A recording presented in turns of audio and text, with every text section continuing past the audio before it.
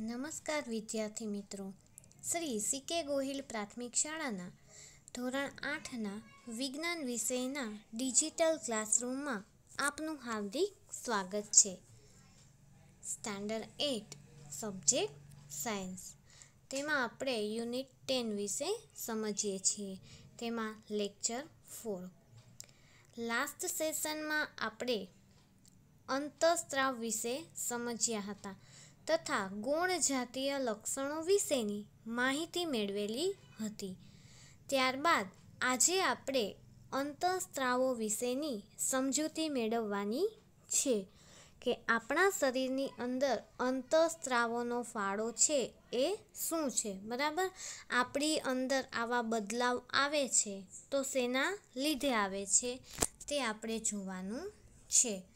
તરુણાવસ્થામાં આ બદલાવ અંતઃસ્ત્રાવો દ્વારા નિયંત્રિત થતા હોય છે. તો આ અંતઃસ્ત્રાવ છે એ શું છે? તો કે અંતઃસ્ત્રાવ છે તે રાસાયણિક પદાર્થ છે. તે ક્યાં હોય છે? તો કે તે અંતઃસ્ત્રાવી ગ્રંથિઓ અથવા અંતઃસ્ત્રાવી તંત્રો દ્વારા ઉત્પન્ન કરવામાં આવે છે. આપણા શરીરની અંદર કુલ 10 તંત્ર આવેલા છે, જે તમને બધાને ખબર જ છે. બરાબર, તો આ અંતઃસ્ત્રાવો છે તે ક્યાંથી ઉત્પન્ન કરવામાં આવે છે? તો કે અંતઃસ્ત્રાવી ગ્રંથિઓ અથવા અંતઃસ્ત્રાવી તંત્રો દ્વારા ઉત્પન્ન કરવામાં આવે છે. આ 10 તંત્રમાંનું એક તંત્ર છે આપણા શરીરનું અંતઃસ્ત્રાવી તંત્ર. યૌવનારંભની સાથે જ શુક્રપિંડ નર અંતઃસ્ત્રાવ, એટલે કે નર અંતઃસ્ત્રાવ કયો છે? તો કે ટેસ્ટોસ્ટેરોન. એ નામ તમારે યાદ રાખવાનું છે.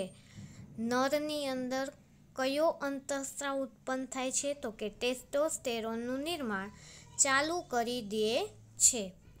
આ અંતઃસ્ત્રાવ છોકરાઓમાં બદલાવનું કારણ છે, જેના વિશે તમે હમણાં જ અભ્યાસ કર્યો છે કે છોકરાઓની અંદર કયા કયા બદલાવ આવે છે. ઉદાહરણ તરીકે ચહેરા પર વાળ ઉગવા. છોકરીઓમાં યૌવન આરંભની સાથે જ એનું નર જે માદા પ્રજનન અંગ છે કયું? તો કે અંડપિંડ. એ માદા અંતઃસ્ત્રાવ કયો છે? તો કે ઇસ્ટ્રોજન ઉત્પન્ન કરવાનું શરૂ કરી દે છે. નરની અંદર ટેસ્ટોસ્ટેરોન અંતઃસ્ત્રાવ હોય અને માદાની અંદર ઇસ્ટ્રોજન નામનો અંતઃસ્ત્રાવ હોય છે, જે તમારે યાદ રાખવાનું છે. જેનાથી સ્તન વિકસિત થઈ જાય છે. દૂધસ્ત્રાવી ગ્રંથિઓ સ્તનની અંદર વિકસિત થઈ જાય છે. આ અંતઃસ્ત્રાવોના ઉત્પાદનનું નિયંત્રણ એક અન્ય અંતઃસ્ત્રાવ દ્વારા થાય છે, જે પિટ્યુટરી ગ્રંથિમાંથી ઉત્પન્ન થાય છે.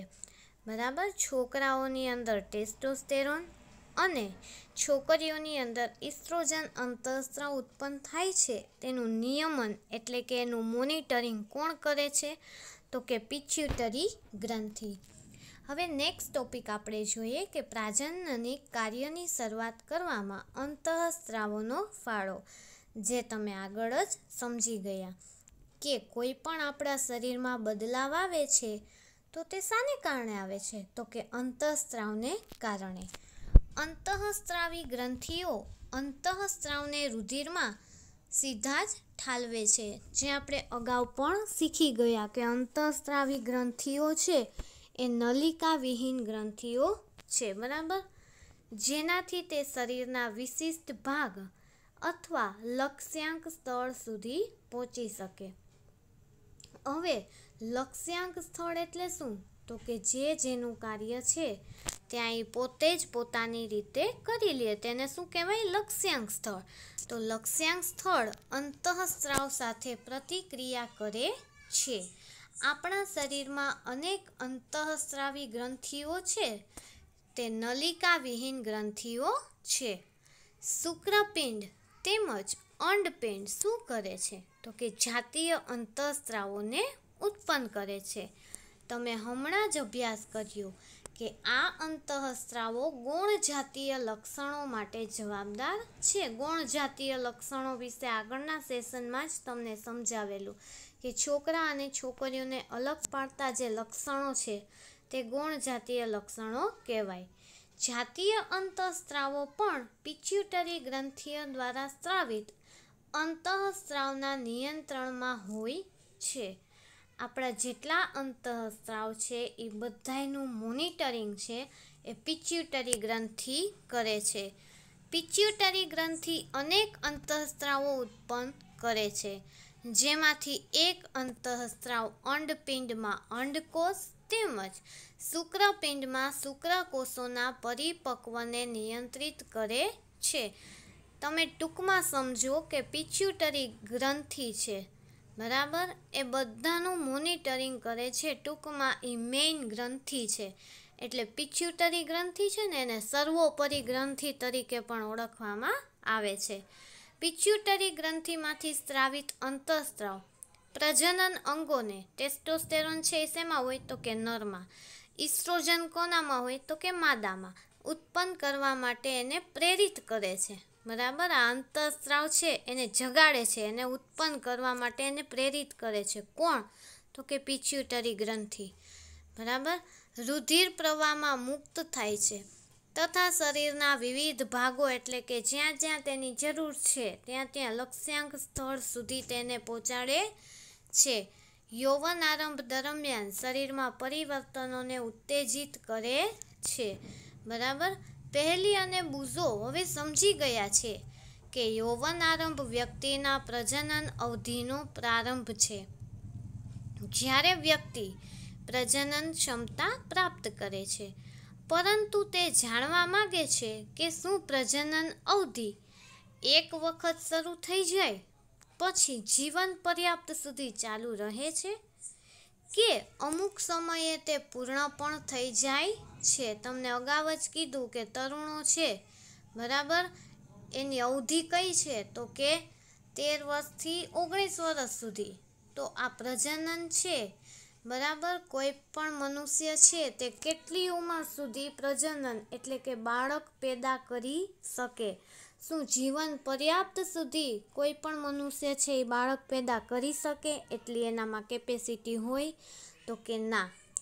મનુષ્યમાં પ્રજનન કાળની પણ ક્ષમતા હોય, એની પણ ઉંમર હોય છે.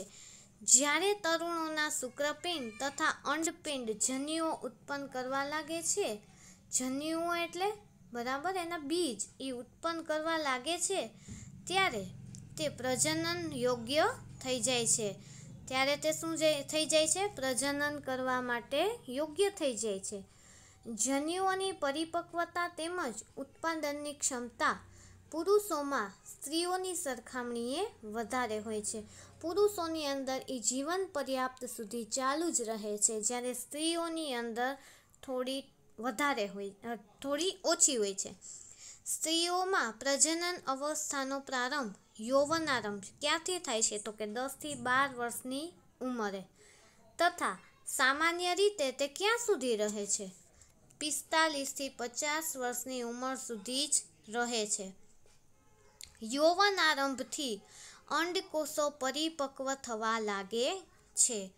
અંડપિંડોમાં અંડકોષ છે એ પરિપક્વ થાય છે તથા લગભગ 28 થી 30 દિવસોના અંતરાલ પર કોઈ પણ એક અંડપિંડ દ્વારા મુક્ત થાય છે. આ અગાઉ પણ સમજાવેલું છે કે સ્ત્રીઓની અંદર અંડપિંડમાંથી શું ઉત્પન્ન થાય છે? અંડકોષ. બરાબર, જે દર મહિને એક અંડકોષ છે એ મુક્ત થાય છે. એક વખત ડાબી બાજુથી થાય, એક વખત જમણી બાજુથી થાય. બરાબર, 28 કે 30 દિવસોના અંતરાલ પર છે એ થાય છે. હવે આ સમયની અંદર શું થાય છે તો કે ગર્ભાશયની દિવાલ છે એકદમ જાડી થઈ જાય છે. બરાબર, આ સમયમાં ગર્ભાશયની દિવાલ જાડી થઈ જાય છે, જેનાથી તે અંડકોષના મુક્ત થયા બાદ યુગ્મનજને ગ્રહણ કરી શકે કે જેના ફળ સ્વરૂપે તે ગર્ભધારણ થાય છે.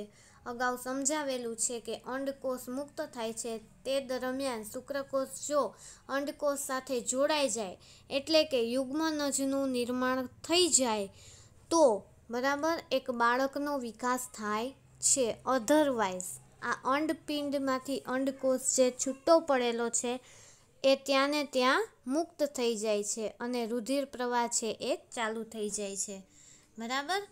હવે જો અંડકોષનું ફલન ન થાય તેવી સ્થિતિમાં અંડકોષ તથા ગર્ભાશય જે જાડું થઈ ગયું છે, બરાબર, એ મોટું સ્તર છે તેમજ તેની રુધિરવાહિનીઓ સાથે તૂટવા લાગે છે. તેનાથી સ્ત્રીઓમાં શું થાય છે તો કે રક્તસ્રાવ થાય છે, જેને આપણે ઋતુસ્રાવ અથવા તો રજ્જોસ્રાવ કહે છે. આપણે એને પીરિયડ્સમાં થયા હોય તેમ કહીએ છીએ અથવા તો એમસીસ કહીએ છીએ. બરાબર. ઋતુસ્રાવ છે એ લગભગ 28થી 30 દિવસોમાં એક વખત થાય છે. પહેલો ઋતુસ્રાવ યૌવન આરંભની શરૂઆતમાં થાય છે, જેને રજ્જોદર્શન કહે છે. લગભગ 45થી 50 વર્ષની ઉંમરે આ ઋતુસ્રાવ થવાનું બંધ થઈ જાય છે. પછી કોઈ પણ લેડીઝ છે એ પીરિયડ્સમાં થતી નથી. આ ક્રિયાને શું કહેવાય તો કે રજ્જો નિવૃત્તિ, એને મેનોપોઝ પણ કહેવાય. પ્રારંભની અંદર ઋતુસ્રાવ ચક્ર છે એ અનિયમિત થઈ શકે તથા તેને નિયમિત થવામાં કેટલોક સમય પણ લાગે છે. બરાબર. આપણે જોયું ઋતુસ્રાવ, એમાં રજ્જોદર્શન અને રજ્જો નિવૃત્તિ. ઋતુસ્રાવ ચક્રનું નિયંત્રણ આ પણ શેના દ્વારા થાય છે? અંતઃસ્રાવો દ્વારા. આ ચક્રમાં અંડકોષનું પરિપક્વ થવું અથવા તેનું મુક્ત થવું એટલે કે અંડપાટ થવું, ગર્ભાશયની દિવાલનું જાડું થવું તેમજ ફલન ન થવાથી સ્થિતિમાં તેનું તૂટવું વગેરે તેમાં સામેલ છે. જે આપણે અગાઉ જોયું કે અંડપિંડમાંથી અંડકોષ છે એ બહાર નીકળે છે, અંડકોષ છે એ પરિપક્વ થાય છે એટલે કે મોટું થાય છે. બરાબર. પછી ગર્ભાશયની દિવાલ જાડી થાય છે. ફલન ન થાય તો એની રુધિરવાહિનીઓ તૂટે છે. રુધિરવાહિનીઓ તૂટે છે એટલે કે રક્તસ્રાવ થાય છે. બરાબર. જો અંડકોષનું ફલન થઈ જાય તો તે વિભાજન પામે છે, એટલે કે અંડકોષ અને શુક્રકોષ જો જોડાઈ જાય તો એ વિભાજન પામે છે. 2 કોષમાંથી 4 થાય, 4માંથી 8, 8માંથી 16, 16માંથી 32. બરાબર. આવી રીતે વિભાજન થઈ અને એક બાળકનો વિકાસ થાય છે તથા ગર્ભાશયમાં વિકાસ થવા માટે તે સ્થાપિત થાય છે, જેના વિશે તમે અગાઉના પ્રકરણમાં અભ્યાસ કર્યો છે. હવે શુક્રકોષ અને અંડકોષ જોડાઈ ગયા છે. બરાબર. બાળક છે એનો વિકાસ થવા માંડ્યો છે, પણ એ સંતતિનું લિંગ નિશ્ચયન કેવી રીતે થાય છે કે ગર્ભની અંદર રહેલું બાળક છે એ છોકરો છે કે છોકરી છે, એ શેના આધારે આપણે કહી શકીએ, જેના માહિતી છે આપણે નેક્સ્ટ લેક્ચરમાં સમજીશું. આજે આપણે આટલું શીખ્યા.